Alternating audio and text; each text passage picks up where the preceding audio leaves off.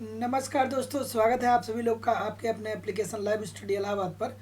तो दोस्तों, आज की इस क्लास में हम लोग करने वाले हैं लुईस अर्थात लेविस का श्रम की असीमित आपूर्ति का सिद्धांत, जो कि काफ़ी इम्पोर्टेंट है और यहाँ से आपको प्रश्न देखने को मिलते हैं। जो थियरी है दोस्तों वो काफ़ी ईजी है, बहुत ही ईजी है। तो दोस्तों, एक लाइन में आप लोग याद रखिएगा कि जो प्रोफेसर लुईस साहब हैं या जो लेविस हैं, इनका ये कहना है कि जो अल्प विकसित देश होते हैं ना, इसमें जो कृषि क्षेत्र है, इस कृषि क्षेत्र में श्रम का आधिक्य देखने को मिलता है। अर्थात कृषि क्षेत्र में जितना श्रम की जरूरत है उससे ज़्यादा श्रम देखने को मिलता है। इस वजह से कुछ लोगों की जो सीमांत उत्पादकता है वो जीरो है। ठीक है, तो ऐसी स्थिति में ये करना चाहिए कि जो जिन लोगों की सीमांत उत्पादकता जीरो है या जो श्रम अतिरेक है, इसको क्या कहाँ पे भेज देना चाहिए? इसको पूंजीगत उद्योगों में भेज देना चाहिए। ठीक है, मतलब कृषि क्षेत्र में जो श्रम का आधिक्य है, इस श्रम के आधिक्य को कहाँ पे भेज देना चाहिए? औद्योगिक क्षेत्र में या पूंजीगत क्षेत्र में भेज देना चाहिए। बस एक लाइन की यही बात है। ये आप इतनी बात को ध्यान से देख लिए, आप पूरा इनकी कॉन्सेप्ट और थियरी पढ़ लिए। ठीक है, देखिए फिर एक बार सुन लीजिए। लेविस साहब का ये कहना था कि जो अल्प विकसित देश हैं वहाँ पे कृषि क्षेत्र में श्रम का आधिक्य देखने को मिलता है। मतलब जितनी श्रम चाहिए उससे ज़्यादा श्रम मौजूद है कृषि क्षेत्र में। ऐसी स्थिति में जो अतिरेक श्रम है उसको क्या कर देना चाहिए? औद्योगिक क्षेत्र की तरफ मूव कर देना चाहिए। और ये श्रम का अतिरेक औद्योगिक क्षेत्र तक तब तक मूव करते रहना चाहिए जब तक कि कृषि में जो अतिरेक है वो समाप्त न हो जाए। और ये इस कारण क्या होगा, जब ऐसा किया जाएगा तो अर्थव्यवस्था जो है वो सुचारू रूप से आगे बढ़ने लगेगी, विकास के पथ पे अग्रसर होने लगेगी। तो अब इन्हीं एक लाइन की बात अगर जो आपने समझ गया तो यही सारी बात इस कॉन्सेप्ट में हम लोग देखने वाले हैं। ठीक है, तो चलिए अब हम लोग मूव करते हैं अपने कॉन्सेप्ट की तरफ। तो पहला दोस्तों यहाँ पे पॉइंट आप देख रहे हैं कि लुईस अर्थात लेविस का श्रम की असीमित आपूर्ति का सिद्धांत। तो यहाँ से ही स्पष्ट हो जा रहा है कि श्रम की असीमित पूर्ति का सिद्धांत, मतलब ये जो सिद्धांत है ये श्रम से संबंधित है। ठीक है, आगे मूव करिए कि प्रोफेसर डब्ल्यू आर्थर लुईस का यह सिद्धांत 1954 में प्रकाशित उनके लेख economic development with unlimited supplies of labour पर आधारित है। बहुत इंपॉर्टेंट है, याद रखिएगा कि आर्थर लुईस ने एक लेख लिखा। कब लिखा? 1954 में लिखा। लेख का नाम क्या था? Economic development with unlimited supplies of labour. ठीक है, और इसी में ये इन्होंने अपने सिद्धांत को बताया है। ठीक है, अब आगे इन्हीं सारी बातों को देखना है। ठीक है, तो आपको एक बात यहाँ से याद बस ये रखना है कि जो आर्थर लुईस साहब का है उनके लेख का नाम क्या है? Economic development with unlimited supplies of labour. ठीक है, इतनी बात हो गई। ये प्रकाशित कब हुआ था? 1954 में प्रकाशित हुआ था। अब चलिए आगे हम लोग मूव करेंगे। तो अब लेविस साहब ने क्या बताया? ठीक है, तो देखिए लेविस ने बताया श्रम की असीमित पूर्ति से आर्थिक विकास संभव है। कृषि क्षेत्र में श्रम ज़्यादा होते हैं। इस अतिरिक्त श्रम का उपयोग औद्योगिक क्षेत्र में करके किस प्रकार आर्थिक विकास किया जा सकता है, यही बातों की चर्चा ये कहते हैं। ठीक है, लेविस का ये कहना है कि जो श्रम है, श्रम की असीमित पूर्ति, देखिए थोड़ा सा ध्यान से देखिएगा। अब जो मैं बताया हूँ वही उन्हीं बातों को हम लोग घुमा फिरा के यहाँ पे अब देखने वाले हैं। ठीक है, तो चलिए देखिए लेविस साहब ने बताया। लेविस साहब ने क्या बताया कि श्रम की असीमित पूर्ति से अधिक विकास संभव है। अब ये श्रम की असीमित पूर्ति क्या है? तो फिर उन्होंने आगे ये स्पष्ट किया कि कृषि क्षेत्र में श्रम जो है वो ज़्यादा है।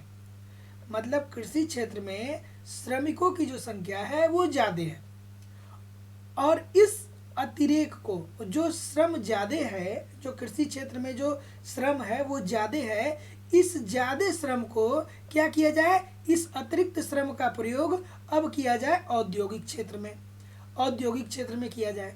तो अगर जो इस अतिरेक श्रम का प्रयोग हम लोग औद्योगिक क्षेत्र में करेंगे तो उससे आर्थिक विकास की प्रक्रिया क्या हो जाएगी? आरंभ हो जाएगी। ठीक है। जैसे सपोज दैट ये मानिए कि ये कृषि का क्षेत्र है, ठीक है, एग्रीकल्चर क्षेत्र है, ठीक है।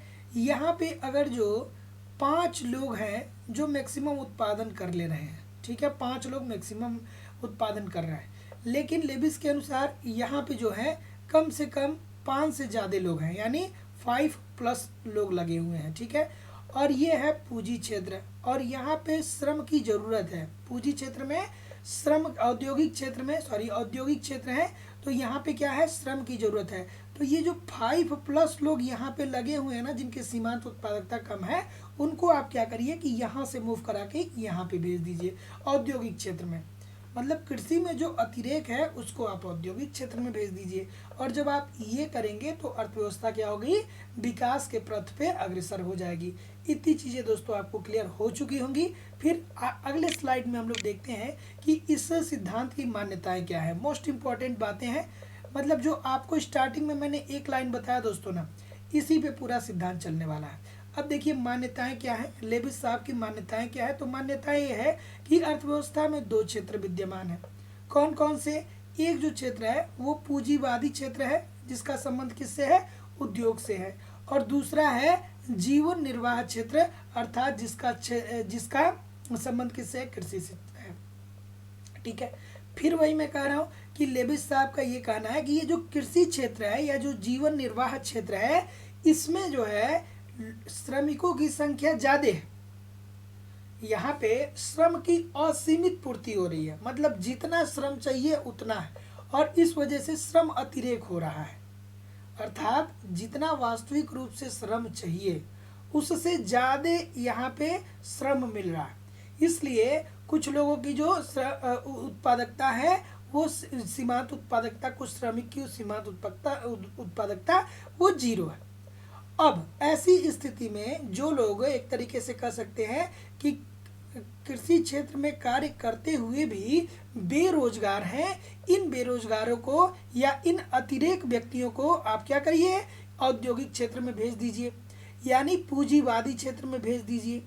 अगर जो आप इनको इसमें भेजेंगे और ये प्रक्रिया आप बार बार करते रहेंगे जब तक कि ये जो कृषि का अतिरेक है ये खत्म नहीं हो जाता है, तब तक आप यहाँ पे भेजते रहेंगे, तो इससे क्या होगा, आर्थिक विकास संभव होगा।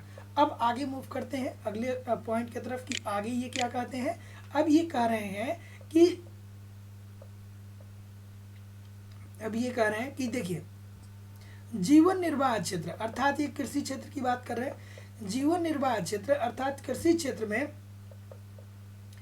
श्रम की प्रचलित मजदूरी दर पर श्रम की आपूर्ति ज्यादा होती है। वही हम बता रहे हैं आपको कि जो कृषि क्षेत्र है या जो जीवन निर्वाह क्षेत्र है, यहाँ पे जो श्रम की प्रचलित मजदूरी है, इस पर जो श्रम है वो ज्यादा मिल रहा है, ठीक है। अगर जो 10 रुपया प्रचलित मजदूरी है ना, तो बहुत सारे ऐसे लोग हैं जो कह रहे हैं कि चलो भैया हाँ ठीक है, हम 10 रुपये पे काम करेंगे, हम 10 रुपये पे काम करेंगे, ठीक है। सपोज दैट आपने देखा होगा, अगर जो आप किसी छोटे मोटे टाउन से बिलोंग करते होंगे, तो वहाँ पे एक चौराहा होता है। उस चौराहे पे क्या होता है कि कम से कम सैकड़ों श्रमिक खड़े होते हैं, सैकड़ों श्रमिक खड़े होते हैं, और वहाँ पे कोई एक आता है, कहता है कि हमको मकान बनवानी है या हमको एक लेबर की ज़रूरत है। तो सैकड़ों लोग मिलके झूठ मिलके उसके पास जाते हैं और कहते हैं कि चलिए भैया हम आपके यहाँ काम करेंगे। और जब मजदूरी के डिसीजन की बात आती है तो सबका यही रहता है कि ठीक है, आप जो सभी लोग ले रहे हैं उससे हमको 10 रुपया कम, 20 रुपया कम, 50 रुपया कम दे दीजिएगा। इट मीन्स कि क्या है कि वहाँ पे सैकड़ों श्रमिक पड़े हुए हैं उस चौराहे पे, लेकिन हो क्या रहा है, एक ही व्यक्ति है, वो जा रहा है तो उसको कम से कम बहुत लेबरों की जरूरत पड़ेगी, तो 3 से 4, 5 मैक्सिमम पड़ेगी। तो 5 लेबर की वास्तविक रूप से उसको मांग है, लेकिन पूर्ति करने के लिए कितने लोग वहां पे खड़े हैं, 100 लोग खड़े हुए हैं, ठीक है। बात समझ में आ रही है कि नहीं आ रही है। तो जो प्रचलित मजदूरी है उस पर जो मजदूर है वो मतलब मजदूरों श्रम की जो पूर्ति है वो ज्यादा हो जा रही है, ठीक है, और मांग की तुलना में, ठीक है, मतलब जितनी मांग है उससे ज्यादा पूर्ति हो जा रही है, ठीक है। ऐसी अवस्था में श्रम की अधिकता को दूसरे क्षेत्र अर्थात औद्योगिक क्षेत्र में लगाया जाना चाहिए। फिर वही बात कि श्रम की जो अधिकता है उसको किस क्षेत्र में लगाना चाहिए, दूसरे क्षेत्र अर्थात औद्योगिक क्षेत्र में लगा देना चाहिए, जिससे क्या होगा कि यहाँ पे श्रम की अतिरेक में कमी आएगी और औद्योगिक क्षेत्र का विकास होगा, जिससे अर्थव्यवस्था सुचारू रूप से आगे बढ़ने लगेगी। ठीक है, यहाँ तक कोई प्रॉब्लम नहीं हुई होगी दोस्तों। अब देखिए, इसी बात को थोड़ा सा क्लेरिफाई करते हुए लेविस साहब ने और कुछ बातें कही हैं, उसको हम लोग देखते हैं। लेविस साहब क्या कह रहे हैं? लेविस साहब ये कह रहे हैं कि लेविस के अनुसार पूंजीवादी क्षेत्र में मजदूरी दर जीवन निर्वाह दर से 30% अधिक होती है। अर्थात जो कृषि क्षेत्र में या निर्वाह मजदूरी दर, यानी देखिए, लेविस के अनुसार पूंजीवादी क्षेत्र में मजदूरी दर, निर्वाह मजदूरी दर, अर्थात ये निर्वाह मजदूरी दर कहाँ मिल रहा है भैया? ये कृषि क्षेत्र में मिल रहा है। निर्वाह मजदूरी दर कहाँ मिल रहा है? कृषि क्षेत्र में मिल रहा है। तो लेविस ये कहते हैं कि पूंजीवादी क्षेत्र में मजदूरी दर जो है ये निर्वाह मजदूरी दर से 30% अधिक होता है। अर्थात एक व्यक्ति अगर जो 100 रुपया कृषि क्षेत्र में पा रहा है, अर्थात निर्वाह मजदूरी दर पा रहा है, कृषि क्षेत्र में 100 रुपये पा रहा है, तो जब ये औद्योगिक क्षेत्र में आएगा तो इसको कितना मिलेगा? 130 रुपया मिलेगा, क्योंकि 100 का 30% 30, ठीक है, तो 130 रुपया इसको मिलेगा। यानी यहाँ पे जो हो रहा है 30 रुपया ज़्यादा मजदूरी मिल रही है। और औद्योगिक क्षेत्र में श्रम की सीमांत उत्पादकता मजदूरी की तुलना में क्या हो जाएगी? ज़्यादा हो जाएगी। ध्यान से इस पॉइंट को देखिएगा। अब ये कह रहे हैं कि औद्योगिक क्षेत्र में जो श्रम की सीमांत उत्पादकता होगी ये मजदूरी की तुलना में क्या हो जाएगी? ज़्यादा हो जाएगी। जाहिर सी बात है, जब ये औद्योगिक क्षेत्र में जाएगा एक श्रमिक और वहाँ पे उत्पादन करेगा, तो जब वहाँ पे उत्पादन करेगा तो पहले कृषि क्षेत्र में सीमांत उत्पादकता उतनी नहीं थी, क्योंकि पहले से उस क्षेत्र में बहुत सारे लोग लगे हुए थे। तो कहने को तो वो ठीक है उत्पादन कर रहा था, लेकिन उसकी सीमांत उत्पादकता क्या थी? ना के बराबर थी, शून्य थी या ऋणात्मक थी। लेकिन जब ये फ्रेश व्यक्ति जाएगा औद्योगिक क्षेत्र में तो अब वहाँ पे रिक्वायरमेंट है श्रम की, और जब वो काम करेगा तो इसकी जो सीमांत उत्पादकता होगी वो ज़्यादा होगी, और ये जो मजदूरी प्राप्त करेगा इससे ज़्यादा वो उत्पादन भी वहाँ पे करेगा। ठीक है, इससे क्या होगा? इससे अतिरेक उत्पन्न होगा। अतिरेक किससे लाभ किसको होगा? उद्योगपति को, अर्थात पूंजीपति को लाभ होगा। और जब पूंजीपति को लाभ होगा तो वो क्या करेगा? निवेश में वृद्धि कर देगा, और जब वो निवेश में वृद्धि कर देगा तो पूंजी का निर्माण होगा, जिससे क्या होगा? उपकरण बढ़ेंगे, ठीक है, मशीनरी बढ़ेगी, तकनीकी बढ़ेगी, और आर्थिक विकास की प्रक्रिया यहीं से क्या हो जाएगी दोस्तों? आरंभ हो जाएगी। बात समझ में आ गई कि नहीं आ गई? और यह प्रक्रिया तब तक चलती रहेगी जब तक संपूर्ण अतिरेक श्रम रोजगार में न लग जाए। बात समझ में आ गई? एक लाइन की बात फिर वही है कि ये कहते हैं लेविस साहब कि जो पूंजीवादी क्षेत्र है यहाँ पे जो मजदूरी है, यहाँ पे 30% ज़्यादा मजदूरी मिलती है कंपेयर टू निर्वाह मजदूरी दर के। अर्थात कृषि क्षेत्र में जो श्रमिक लगे हैं उससे 30% ज़्यादा मजदूरी इस औद्योगिक क्षेत्र में लग रहा है। और जब औद्योगिक क्षेत्र में श्रम आता है तो जो उसकी श्रमिक की जो सीमांत उत्पादकता होगी वो ज़्यादा हो जाएगी, और जब उसकी सीमांत उत्पादकता ज़्यादा हो जाएगी तो फिर क्या होगा? सीमांत उत्पादकता ज़्यादा होगी तो फिर क्या हो जाएगा कि इससे जो उद्योगपति है, जो इससे पूंजीपति है, उसको लाभ की स्थिति होगी। अर्थात उसको क्या मिलेगा? अतिरेक मिलेगा। जब उसको अतिरेक मिलेगा तो वो निवेश में वृद्धि कर देगा, और जब निवेश में वो वृद्धि कर देगा तो इसके परिणाम स्वरूप क्या हो जाएगा? पूंजी निर्माण होगा और आर्थिक विकास की अवस्था क्या हो जाएगी? प्रारंभ हो जाएंगी। और यह प्रक्रिया तब तक चलती रहेगी जब तक संपूर्ण अतिरेक श्रम रोजगार में न लग जाए। ठीक है, तो इतनी बातें दोस्तों आपको समझ में आ गई होंगी। फिर आगे हम लोग मूव करते हैं। अगला पॉइंट है, इन्होंने ये कहा कि आखिरकार समस्याएं क्या है। ठीक है, श्रम शक्ति श्रम, इसको इन्होंने बोला केंद्रीय समस्या या श्रम शक्ति का एकीकरण। मतलब अब देखिए ये कह रहे हैं कि आखिरकार विकास में क्या क्या समस्याएं आती हैं, आर्थिक विकास में क्या क्या समस्याएं आती हैं। तो मतलब क्या क्या नहीं, एक प्रमुख रूप से एक ही प्रकार से इन्होंने हर समस्याओं को बताने का प्रयास किया है। तो इन्होंने ये कहा कि आखिरकार केंद्रीय समस्या क्या है। ठीक है, अल्प विकसित देश की केंद्रीय समस्या क्या है? तो समस्या ये है कि लुईस साहब ने ये कहा कि अल्प विकसित देशों में प्रचलित मजदूरी दर पर श्रम की पूर्ति पूर्णतया लोचदार होती है। और पूर्णतया लोचदार का मतलब क्या होता है? असीमित होती है। ठीक है, अल्प विकसित देशों में प्रचलित मजदूरी दर पर श्रम की पूर्ति क्या होती है, पूर्तियां लोचदार होती है। अर्थात जितना ज्यादा श्रम चाहिए उतना ज्यादा श्रम मिल जाएगा, जितने श्रमिक की जरूरत होगी उतने श्रमिक मिल जाएंगे, इसमें कहीं कोई डाउट नहीं है। यदि जो मजदूरी दर है, श्रम की कोई कमी नहीं है, उस पे श्रम आपको जितना चाहिए उतना उस मजदूरी दर पे आपको मिल जाएगा। और इन देशों में पूंजी तथा प्राकृतिक साधनों की तुलना में जनसंख्या का ज्यादा पाया जाता है। ठीक है, थोड़ा ध्यान से देखिएगा कि इन देशों में पूंजी तथा प्राकृतिक साधनों की तुलना में जनसंख्या ज्यादा पाया जाता है। अर्थात जो अल्प विकसित देश होते हैं, यहाँ पे पूंजी की कमी देखने को मिलती है और प्राकृतिक संसाधनों की कमी देखने को मिलती है, लेकिन जो जनसंख्या होता है वो ज्यादा पाया जाता है। और जब जनसंख्या ज्यादा पाया जाएगा तो इसलिए श्रम की जो सीमांत उत्पादकता होगी वो क्या होगी, नगण्य हो जाएगी। नगण्य हो जाएगी इट मीन्स क्या हो जाएगी, शून्य हो जाएगी। और ये कभी कभी क्या हो सकता है, ऋणात्मक भी हो सकता है। ठीक है, इतनी चीजें दोस्तों आपको समझ में आ गई होंगी तो कोई दिक्कत नहीं है। अब फिर वही बात कि यहाँ पे कोई भी ऐसी बात नहीं हो रही है जो आपको समझ में ना आए। ठीक है, तो लुईस के अनुसार अल्प विकसित देशों में प्रचलित मजदूरी दर पर श्रम की पूर्तियां लोचदार अर्थात असीमित होती है। ठीक है, इन देशों में पूंजी तथा प्राकृतिक साधनों की तुलना में जनसंख्या का ज्यादा पाया जाता है, इसलिए क्या होता है, श्रम की जो सीमांत उत्पादकता होती है वो नगण्य होती है और नगण्य या शून्य होती है और कभी कभी ऋणात्मक भी होती है। इट मीन्स कि जो पूंजी है और जो प्राकृतिक संसाधन है वो कम है और जनसंख्या ज्यादा है, तो जनसंख्या रोजगार प्राप्त करने के लिए किसी भी मजदूरी दर पे क्या करेगी, कार्य करने के लिए शुरू हो जाएगा। तो वो क्या करेगा दोस्तों, जैसे क्या ग्रामीण क्षेत्रों में क्या होता है, ग्रामीण क्षेत्रों में 2 एकड़ अगर जो जमीन है और दो लोग इसमें उत्पादन कर रहे हैं और एक जनरेशन उसकी और आ गई तो वो दूसरी जनरेशन आती है, 2 लोग उसमें भी लग जाते हैं। ठीक है, पहले क्या लगे थे, दादाजी और पिताजी लगे थे, तो अब यहाँ पे क्या होता है कि दादाजी पिताजी मिलके क्या कर रहे थे, 2 एकड़ पे क्या कर रहे थे, उत्पादन कर रहे थे।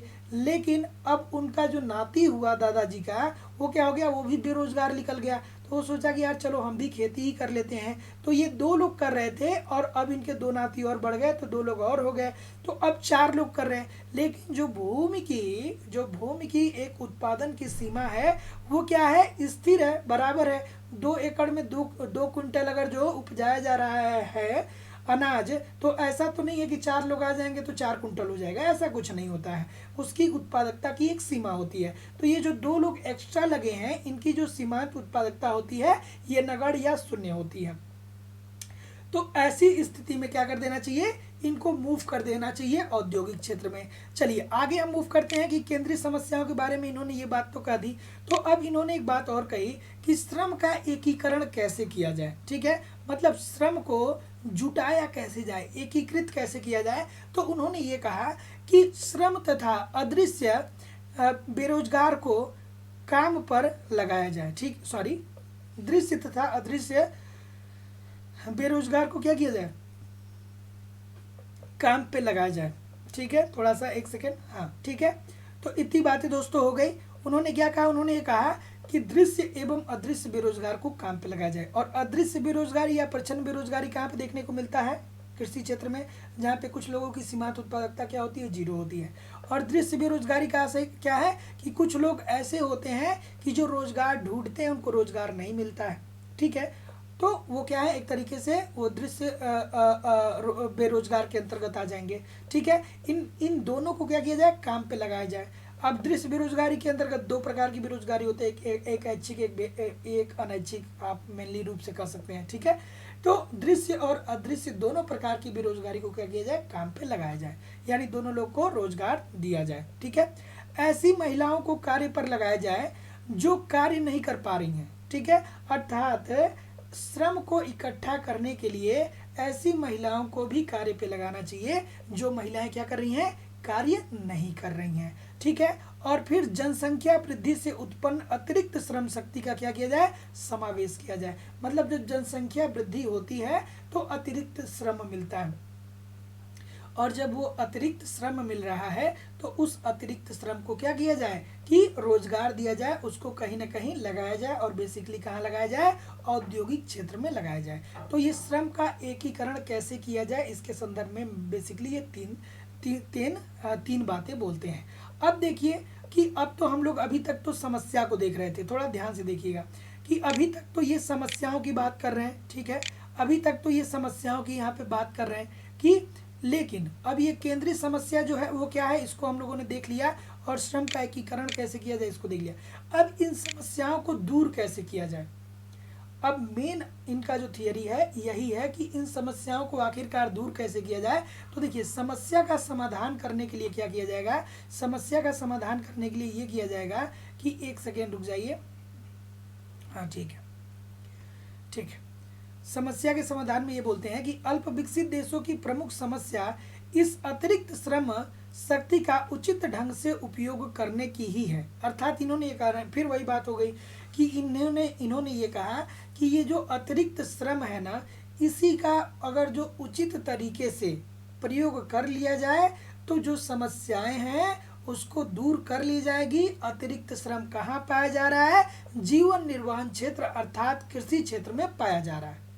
और अगर जो इस अतिरिक्त श्रम का इस्तेमाल अच्छे से कर लिया जाए तो समस्याओं को क्या किया जा सकता है, दूर किया जा सकता है। अब बोल रहे हैं लुईस ने ये कहा कि अतः लुईस के अनुसार जीवन निर्वाह क्षेत्र से श्रमिकों को हटाकर उन्हें पूंजीवादी क्षेत्र में लगाकर उद्योगों की क्या की जाए, स्थापना की जाए। ठीक है, फिर वही बात कि जीवन निर्वाह क्षेत्र से हटाइए अर्थात कृषि क्षेत्र से हटाइए और उन्हें पूंजीवादी क्षेत्र में लगा दीजिए अर्थात औद्योगिक क्षेत्र की स्थापना कर दीजिए। या और क्या कर सकते हैं, या वर्तमान उद्योगों का विस्तार किया जाए जिससे आर्थिक विकास की गति क्या हो सके, तेज हो सके। या क्या करें कि आप वर्तमान जो आपके उद्देश्य हैं, वर्तमान जो आपके उद्योग हैं उसका विस्तार कर दीजिए। या तो पहले से लगे उद्योगों में श्रम की जरूरत है तो वहाँ पे श्रम लगाइए, अगर जो वहाँ पे जरूरत नहीं है तो एक क्या करिए कि नया उद्योग की स्थापना करिए। ठीक है, जिससे क्या हो सके कि अर्थव्यवस्था तेजी से आगे सुचारू रूप से चल सके। और लुईस ने श्रम के हस्तांतरण के लिए अपने मॉडल में कुछ शर्तों की बात की है। ठीक है, अब इन्होंने ये कहा कि जो श्रम का हस्तांतरण किया जा रहा है कहाँ से, निर्वहन क्षेत्र से किया जा रहा है, किधर की तरफ, औद्योगिक क्षेत्र की तरफ। इसकी शर्तें क्या होनी चाहिए, इन शर्तों को हम लोग अब आगे देखने वाले हैं। ठीक है, तो शर्त में उन्होंने क्या क्या कहा है थोड़ा सा हम लोग देखते हैं। शर्त में उन्होंने ये कहा है कि श्रम शक्ति का हस्तांतरण प्रचलित मजदूरी, ध्यान से देखिएगा, श्रम शक्ति का हस्तांतरण प्रचलित मजदूरी अर्थात जीवन निर्वाह मजदूरी पर ही होना चाहिए। ठीक है, अर्थात जो श्रम शक्ति है जिसका हस्तांतरण किया जा रहा है कृषि क्षेत्र से औद्योगिक क्षेत्र की तरफ, तो इसका जो मजदूरी है इसमें परिवर्तन नहीं करना चाहिए। जितना मजदूरी आप कृषि में दे रहे थे उतना ही मजदूरी आप औद्योगिक क्षेत्र में अगर जो इनका हस्तांतरण कर रहे हैं तो दीजिए।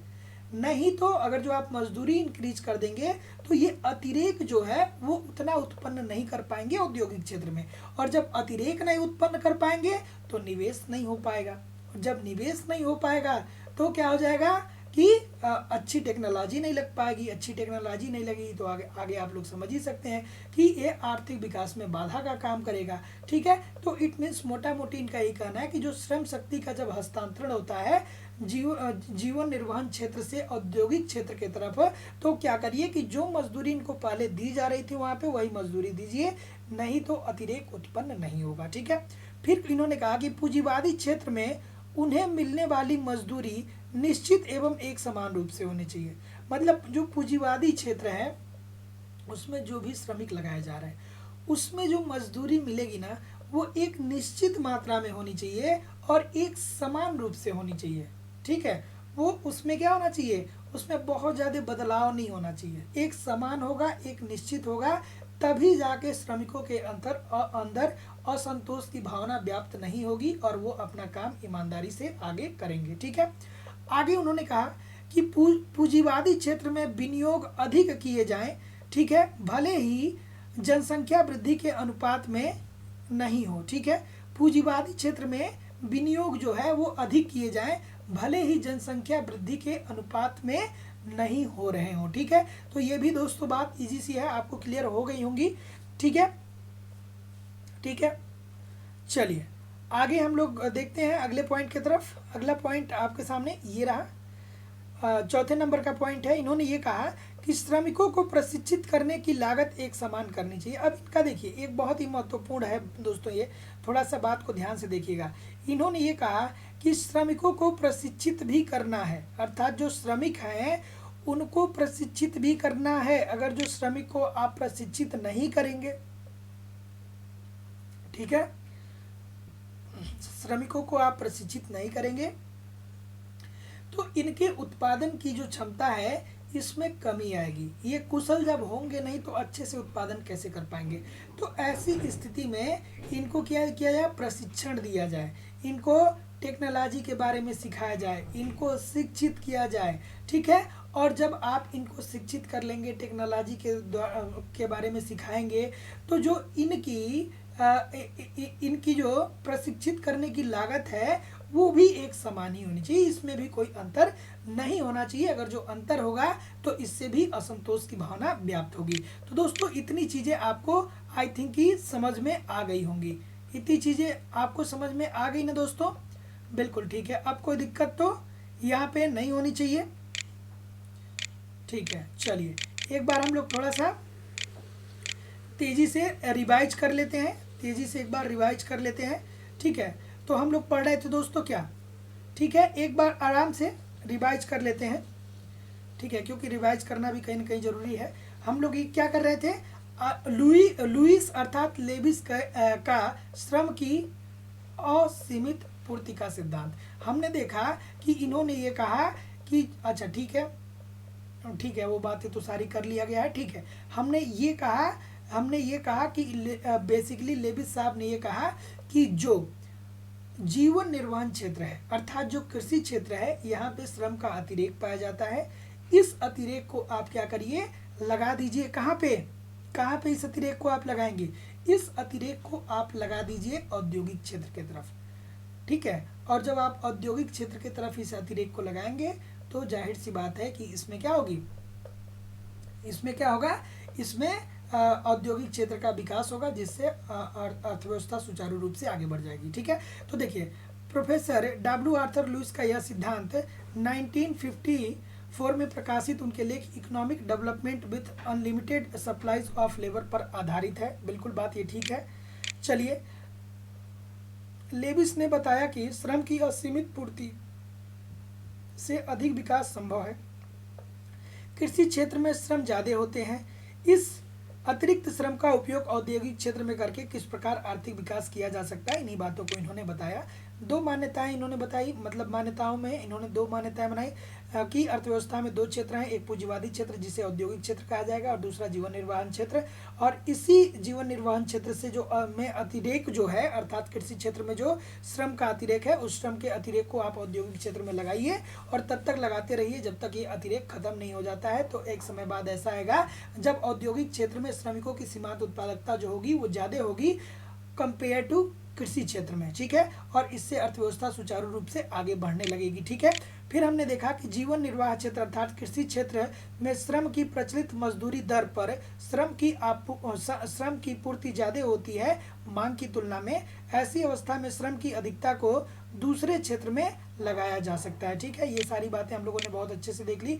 फिर लेविस साहब ने ये कहा कि जो श्रम है, जो पूंजीवादी क्षेत्र है, यहाँ पे श्रमिक को 30% ज़्यादा मजदूरी मिलता है कंपेयर टू कृषि क्षेत्र की तुलना में। ठीक है, और इनका ये कहना था कि औद्योगिक क्षेत्र में श्रम की उत्पादकता मजदूरी की तुलना में ज़्यादा होगी, जिससे क्या होगा, अतिरेक उत्पन्न होगा। अतिरेक उत्पन्न होगा तो निवेश में वृद्धि होगी, निवेश में वृद्धि होगी तो पूंजी निर्माण होगा, पूंजी निर्माण होगा तो ये आर्थिक विकास प्रारंभ हो जाएगा। और ये जो अतिरेक की स्थिति है इसको तब तक क्रियाशील करना चाहिए जब तक कि कृषि क्षेत्र में अतिरेक एकदम खत्म ना हो जाए। ठीक है, फिर उन्होंने केंद्रीय समस्याओं के बारे में बताया कि केंद्रीय समस्या आखिरकार क्या है। तो उन्होंने ये बताया कि अल्प विकसित देशों में प्रचलित मजदूरी दर पर श्रम की पूर्तियां क्या होती है, लोचदार होती है, अर्थात ये क्या होती है, असीमित होती है। इन देशों में पूंजी तथा प्राकृतिक संसाधनों की तुलना में जनसंख्या का ज्यादा पाया जाता है, इसलिए श्रम की सीमांत उत्पादकता नगण्य या शून्य के बराबर होती है और कभी कभी ये जीरो भी होती है। इन सारी बातों को हम लोगों ने अच्छे से देख लिया। फिर उन्होंने कहा कि श्रम का एकीकरण कैसे किया जाए, तो उन्होंने कहा कि दृश्य और अदृश्य बेरोजगारों को काम पे लगाया जाए, ऐसी महिलाओं को कार्य पे लगाया जाए जो कार्य नहीं कर रही हैं, और जनसंख्या वृद्धि के द्वारा जो अतिरेक उत्पन्न हो रहा है उस अतिरेक को भी कार्य पे लगाया जाए। अब समस्या का जो समाधान है वो किस रूप में इन्होंने किया, उन्होंने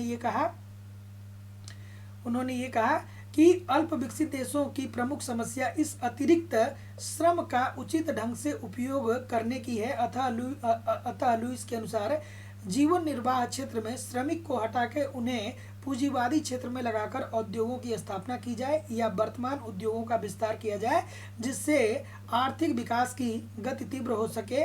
और लुईस ने श्रम के हस्तांतरण के लिए अपने मॉडल में कुछ शर्तों की बात की। अब ये शर्त कौन कौन से हैं इसको भी हम लोग देख लिए थे।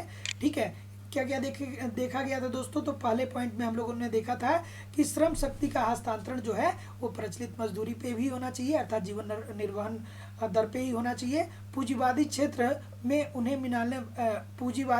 उन्हें मिलने वाली जो मजदूरी होगी वो एक समान होनी चाहिए और एक रूप होनी चाहिए, एक निश्चित मात्रा में होनी चाहिए। और पूंजीवादी क्षेत्र में विनियोग अधिक किए जाएं, भले ही जनसंख्या वृद्धि के अनुपात में न हो। ठीक है, फिर श्रमिकों को प्रशिक्षित करने की लागत एक समान रहनी चाहिए। तो इन सारी बातों को दोस्तों हम लोग यहाँ पे देख लिए। देखिए बहुत इजी सा थियरी है, जो प्रश्न बनते हैं सारे प्रश्न यहीं से बनते हैं। तो बिल्कुल ठीक है दोस्तों, मिलते हैं नेक्स्ट क्लास में, तब तक के लिए आप लोग पढ़ते रहिए, आगे बढ़ते रहिए। नमस्कार दोस्तों, धन्यवाद।